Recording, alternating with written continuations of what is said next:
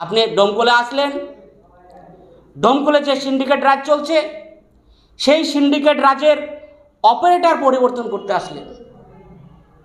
একজনের পকেটে টাকা ঢুকছিল, সেই টাকাটা আপনার পকেটে ঢুকানোর রাস্তা করতে এসেছেন। আপনার কাছে প্রশ্ন এটা। গতকালকে মাননীয় সাংসদ আবু তাহের খান সাহেব উনি ডোমকল পঞ্চায়েত সমিতিতে এসেছিলেন।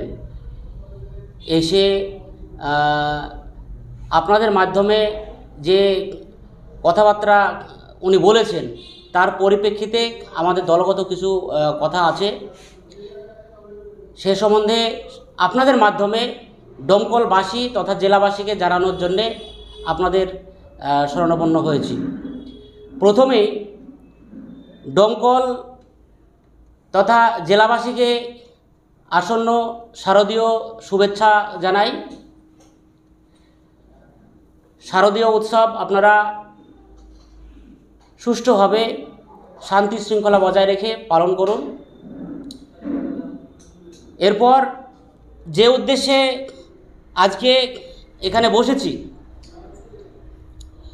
ডোমকল পঞ্চায়েত সমিতি যেভাবে চলছে, জনগণের মতামত নিয়ে গণতান্ত্রিক উপায়ে নির্বাচিত জনপ্রতিনিধি বোর্ড গঠন করে পঞ্চায়েত সমিতি পরিচালিত হচ্ছে। ডোমকল পঞ্চায়েত সমিতির যে বোর্ড চলছে, সেই বোর্ড সরকারি যে প্রকল্প সঠিকভাবে বাস্তবায়িত করতে পারছে না। বিগত দিনে আপনাদেরকে জানিয়েছি, পঞ্চায়েত সমিতির যে বাৎসরিক পরিকল্পনা বাজেট 31শে মার্চের ভিতরে তারা সেই বাজেটের মিটিং করতে পারেনি। অর্থের যে মিটিং, সেই মিটিং তারা করতে পারে না। এটা অযোগ্য বোর্ড। সেই বোর্ডের কথা এমপি সাহেব কালকে নিজে মুখে স্বীকার করেছেন। তার জন্যে মাননীয় সাংসদকে ধন্যবাদ জানাই। ডোমকল পঞ্চায়েত সমিতির অযোগ্য বোর্ডের কথা তিনি সংবাদ মাধ্যমকে জানিয়েছেন।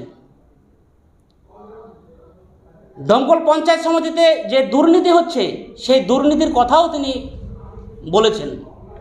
পাশাপাশি তিনি উল্লেখ করেছেন, ডোমকল পঞ্চায়েত সমিতির অধীনে 19টি ফেরিঘাট আছে।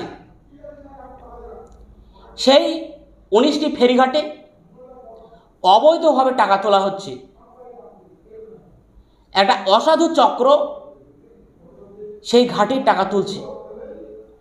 মাননীয় সাংসদকে জিজ্ঞেস করতে চাই আপনাদের মাধ্যমে, সেই অসাধু চক্রর যে সিন্ডিকেট, সেই সিন্ডিকেটের মালিককে, সিন্ডিকেটটা কে চালাচ্ছে? একজন সাংসদ জানেন না? এটা হতে পারে? ওনার পাশে যে জনপ্রতিনিধিরা উপস্থিত ছিলেন, প্রত্যক্ষভাবে তারা জড়িত আছে।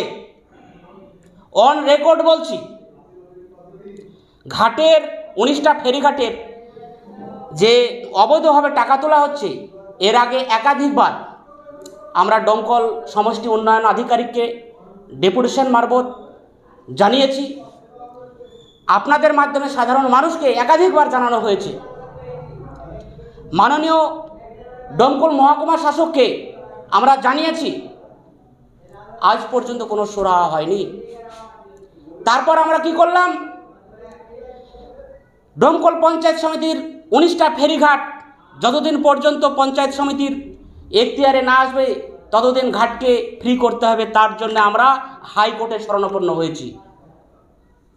হাইকোর্টে আমরা পঞ্চায়েত সমিতির সম্পদ, পঞ্চায়েত সমিতি বৈধভাবে টেন্ডার করতে হবে, টেন্ডার না করা পর্যন্ত ঘাট ফ্রি করতে হবে। তার জন্য আমরা হাইকোর্টে কেস ফাইল করেছি। তার পেপারস আপনারা দেখছেন।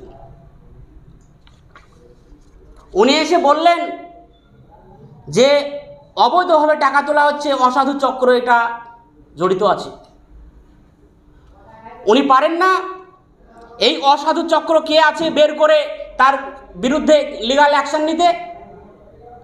ওনাকে বলতে চাই, প্রশাসনকে বলে যদি কাজ না হয়, উনি এখানকার জনপ্রতিনিধি আবু তাহের খান সাহেব, আপনাকে বলতে চাই, আপনি চলুন 19টি ফেরিঘাটের ভিতরে যে কোনো একটা, যেটা বড় ফেরিঘাট, সেই ফেরিঘাটে চলুন।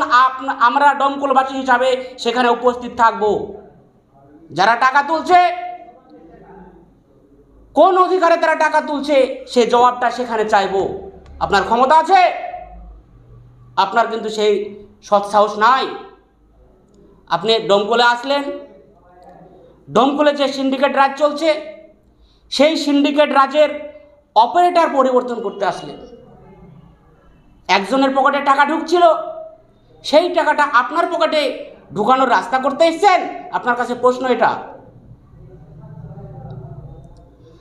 ডোমকল মানুষ আজ বুঝে গেছে যে তৃণমূল যে পঞ্চায়েত সমিতি পরিচালনা করছে, তাদের পঞ্চায়েত সমিতি থেকে অর্থ উপার্জন করা ছাড়া সাধারণ মানুষের উন্নয়ন করার তাদের কোনো ক্ষমতা বলুন, তাদের সৎ সাহস বলুন, তাদের মনোকামনা বলুন, এগুলা নেই। যদি থাকে তাহলে পঞ্চায়েত সমিতির যে মিটিংগুলা, বাজেটের মিটিং বলুন, অর্থের মিটিং বলুন, সঠিক সময়ে সম্পাদিত করতেন, বিভিন্ন প্রকল্পগুলো সঠিকভাবে বাস্তবায়িত করতেন। কিন্তু আমরা বাস্তবে সেগুলা দেখছি না। পাশাপাশি বলতে চাই, সাংসদের আশেপাশে যে সকল জনপ্রতিনিধি উপস্থিত আছেন তারাও তো দুর্নীতিগ্রস্ত। যে সকল বলতে আপনি কাদেরকে বোঝাচ্ছেন? পঞ্চায়েত সমিতির সহসভাপতি আরফাতন বিবি, উনি যখন 10 নম্বর ঘোড়ামারা গ্রাম পঞ্চায়েতের প্রধান ছিলেন গত টার্মে, সেই সময় পঞ্চায়েতের সম্পদ তার স্বামীকে লিজ দিতে পারে? গ্লোবাল এডুকেশন, কেন্দ্র সরকারের প্রকল্প,